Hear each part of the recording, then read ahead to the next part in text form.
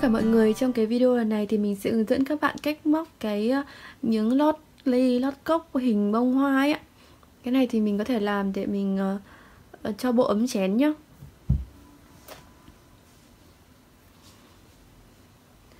Thì ở đây mình sử dụng hai màu khác nhau với một màu ở bên trong và một màu bên ngoài. Thì tùy các bạn có thể thay đổi. Mình chỉ móc một màu thôi cũng được. Ở đây thì mình sẽ bắt đầu bằng cái vòng tròn ma thuật này. Các bạn quấn một vòng quanh ngón tay. Kim 2.0 là cái kim nó sẽ hơi nhỏ hơn so với việc mình chập 2 này một chút, nên là móc nó sẽ hơi có thể sẽ hơi khó móc và rất sợi. Nên là các bạn cứ móc từ từ một chút thì sẽ được. Và mình tại sao phải sử dụng cái kim này ý? Thì vì mình không bình thường nếu mà mình móc các sản phẩm khác thì mình có thể sử dụng kim 2.5 để cho nó thoải mái và nó mềm. Nhưng mà trong cái sản phẩm này thì mình cần nó có một cái độ cứng nhất định. Nên là mình sẽ sử dụng ở đây là sử dụng kim 2.0. Thì sau khi quấn một vòng quanh ngón tay như thế này, các bạn lấy dây như thành mũi bính giúp mình. Đi qua mũi bính này, đi qua tạo thành mũi bính này. Ở cái hàng đầu tiên này thì các bạn sẽ móc giúp mình là 12 cụm hoa văn là một kép và một bính. Thì ở đầu tiên, cái mũi đầu tiên thì mình sẽ coi 2 bính là một kép. 2 bính là một kép đây ạ. Thì mình sẽ thêm một bính nữa là được cái cụm hoa văn đó. Thì mình đi sang bên cạnh là một kép này. Sau đó là một bính nhá. Mũi kép các bạn có nhìn rõ không ạ? Mình sẽ đi từ từ như thế này. Đi hẳn vào trong tâm của vòng tròn. Rồi qua một lần dây nữa. Một bính thì các bạn dễ rồi ạ. Thì các bạn cứ lặp lại như vậy.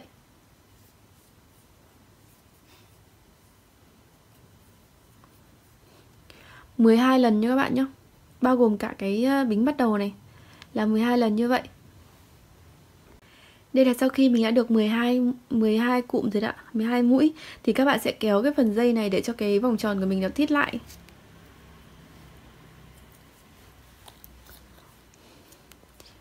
Vị trí kết thúc của mình là vị trí một bính rồi. Sau đó thì mình sẽ nối vào cái mũi bính bắt đầu ấy, cái mũi thứ hai ạ. Mình để lại một mũi, nó là cái khoảng cách mình móc vào cái mũi thứ hai. Một mũi trượt thì các bạn đi kim qua thôi. Mình lấy dây và kéo lấy dây vào trước, rồi kéo thẳng sang.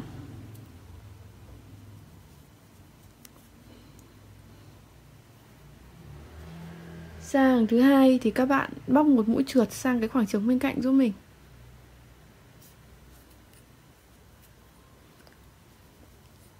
Sau đó móc 2 bính để đi lên. Coi nó là một kép. Thì ở cái hàng thứ hai này, tại những cái vị trí khoảng trống một bính mà mình tạo ra ở hàng trước ấy, thì các bạn sẽ móc giúp mình là 2 kép. Sau khi 2 kép thì các bạn móc tiếp một bính rồi sang cái cụm tiếp theo ạ.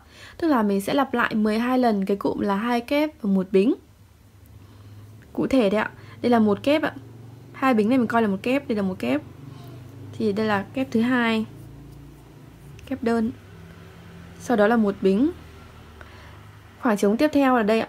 Thì các bạn móc tiếp 2 kép và một bính vào đó. 1 2 và sau đó là một bính. Thì các bạn cứ lặp lại như vậy cho đến khi hết hàng. Khi hết hàng cái vị trí khoảng trống cuối cùng này các bạn cũng là 2 kép và sau đó là một bính, và mình sẽ nối với cái vị trí đầu này, vị trí bắt đầu này bằng một mũi trượt để kết thúc ạ. Đây là sau khi mình đã kết thúc cái hàng thứ hai thì sang hàng thứ ba. Sang hàng thứ ba thì các bạn sẽ tăng tịnh tiến là cái khoảng trống một bính này các bạn sẽ móc giúp mình là 3 mũi kép ạ. Sau đó là một bính. 3 mũi kép rồi đến một bính. Ở đây cái vị trí đầu tiên ý, thì bây giờ mình sẽ móc, nó nằm ở chỗ này nên là mình sẽ móc trước một mũi kép của cái cụm ở đây á. Tức là mình sẽ đi lên hai bính này mình coi là một kép này. Sau đó là một bính là cái khoảng cách này. Và mình sẽ móc luôn sang chân tiếp theo là 3 kép. Còn đến vị trí cuối cùng ý, thì mình sẽ móc 2 kép vào cái khoảng trống này và nối vào cái vị trí mũi bính thứ hai này để kết thúc ạ. Các bạn hiểu không ạ? Thế ạ. Đây sẽ làm, mình sẽ sang đây luôn này.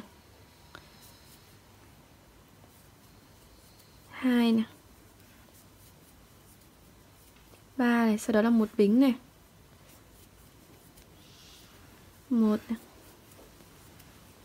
2 này, 3 này, một bính này. Thì các bạn cứ lặp lại như vậy nhé, đến cái cụm cuối thì mình sẽ làm để các bạn nhìn thấy ạ. Đây là vị trí cuối ạ. Sau khi mình đã móc xong nhá, cái cụm ở giữa này mình sẽ móc 2 kép.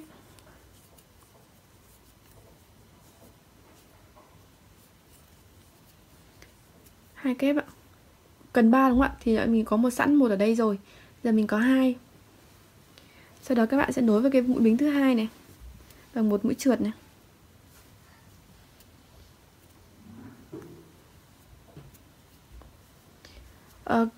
Đối với cái miếng nhỏ thì mình sẽ kết thúc cái màu xanh ở đây.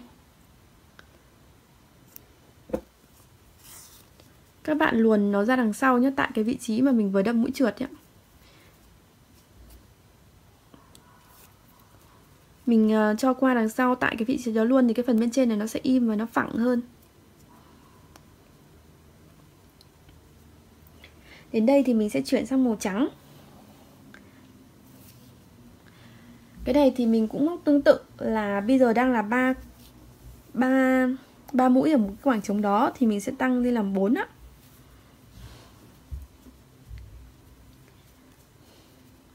Các bạn cũng sẽ bắt đầu bằng việc là tạo một mũi bính.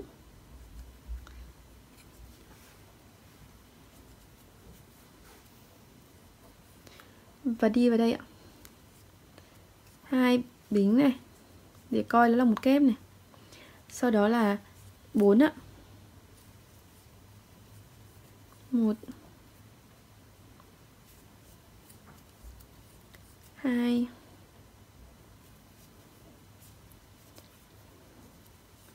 3.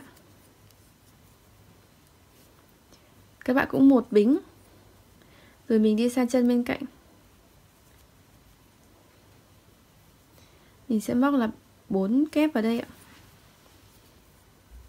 1 này, 2 này, 3 này, 4 này, một bính nữa.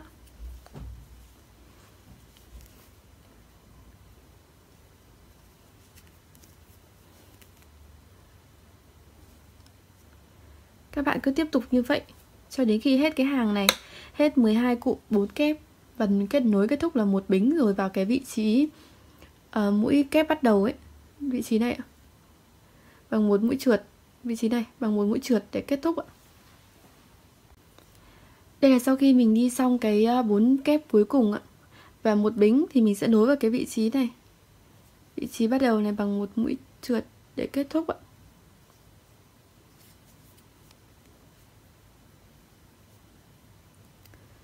Sang cái hàng mới thì các bạn sẽ móc giúp mình lên một bính này. Tại chân đó các bạn móc một đơn ạ. Đấy ạ. Sau đó là 5 mũi bính. 5 mũi bính ở cái đầu tiên thì các bạn cách một chân giúp mình thôi. Là sau đó chân tiếp theo các bạn móc một mũi đơn. Đấy ạ. Nó hơi bị lóa một chút. Từ những chân sau thì các bạn sẽ cách 2 ạ. 3, 4 này, 5 này. Thì mình sẽ cách là 1 này, 2 này, mình đến vào 3 này. 2, 3, 4, 5. Tương tự như vậy. 1 này, 2 này, 3 này.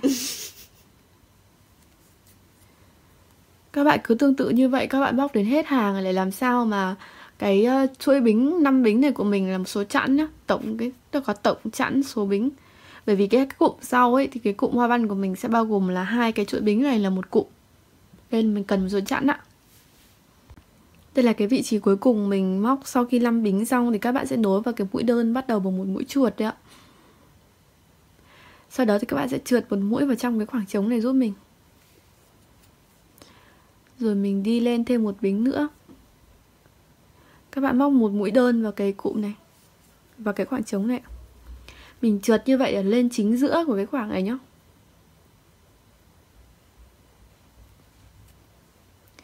Sau đó thì các bạn sẽ móc giúp mình 8 mũi kép vào trong cái khoảng trống bên cạnh này. 1 này, 2 này, 3 này, 4 này, 5 này,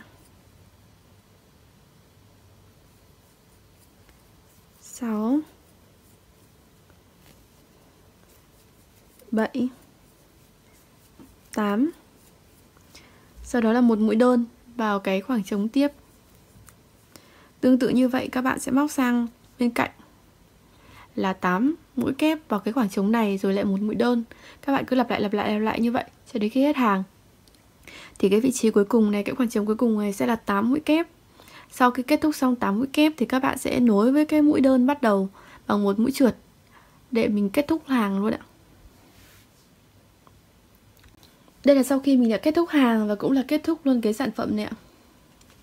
Đỡ ly khá là xinh ạ.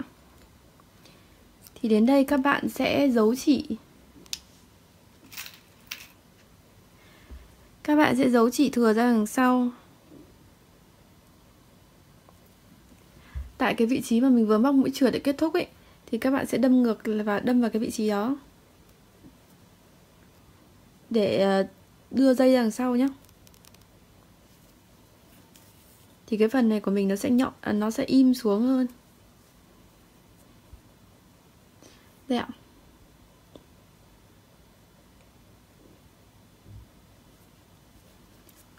Mình dùng màu trắng dưới ánh đèn hay bị lóa. Thì sau đó các bạn sẽ luồn dưới những cái mũi móc của mình thôi. Để các bạn giấu cái đường chỉ này. Cái này mình dùng kim nó hơi nhọn, nên là đâm nó hay bị vào giữa sợi và nó khó đi. Thì các bạn cứ luồn ở bên dưới những cái mảnh, bên dưới những cái mũi móc màu tương ứng ấy, thì làm để mình giấu cái chỉ thừa đi là hoàn thành xong sản phẩm ạ. Như vậy là mình đã hướng dẫn xong các bạn cách cái mẫu lót ly nhỏ khá là xinh này để trang trí thêm bàn làm việc của mình. Cảm ơn các bạn đã theo dõi và ủng hộ kênh YouTube của mình nhé. Và đừng quên like, share và đăng ký theo dõi kênh để nhận những video mới nhất ạ. Cảm ơn các bạn rất là nhiều.